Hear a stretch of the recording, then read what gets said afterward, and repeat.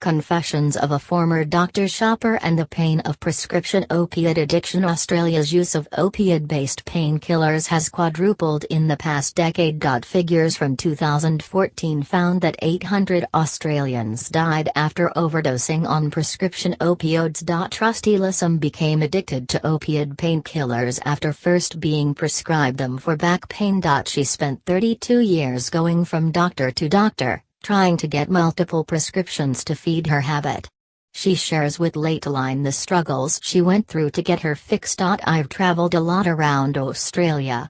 I was running away from myself and always changing doctors and telling my ever so sad story to a doctor, carrying my x-rays and that sort of thing around the country with me. I remember when I was living in Western Australia, in Kalgoorlie, and getting on the train and going into Perth, which is an 8-hour trip.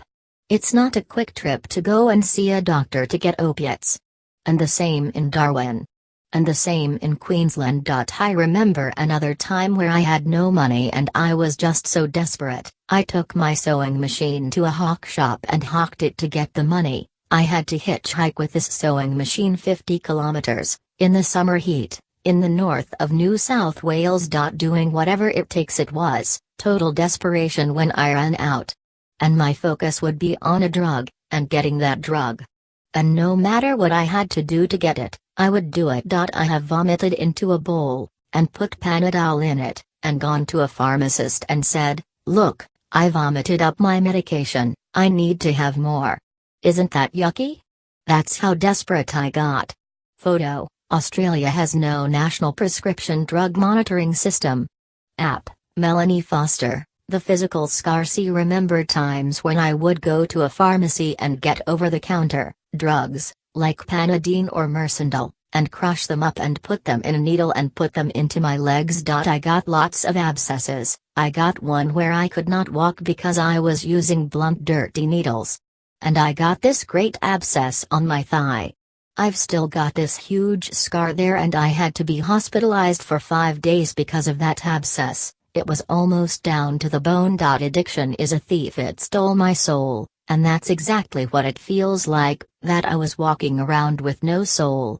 And I only know this now, I did not know then. The very core of who I was not there. People get together and talk about a particular doctor, or a particular type of doctor, and swap ideas about how to get that kind of thing. Because the need, the desire, that desperation to get what the body needs, people will go to any length and it becomes a 24-hour focus. You just have to work out how to get it. So people sit in packs and do it. Photo: Rusty says a real-time monitoring system for prescriptions would help addicts. ABC News: Tierney Bonini, Rusty is now on the methadone program to treat opiate dependence. Victoria leads the way on real-time monitoring. Australia does not have a national prescription drug monitoring system, which would allow doctors and pharmacies to access patient records in real time.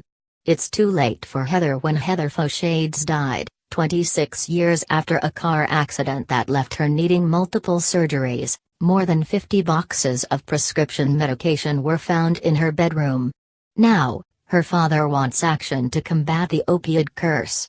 However, Victoria has committed almost $30 million to the establishment and implementation of such a system. I think that would be really helpful, Rusty says. But I also think for people with addictions it's going to be very hard. I can see people going to the black market to get what they need.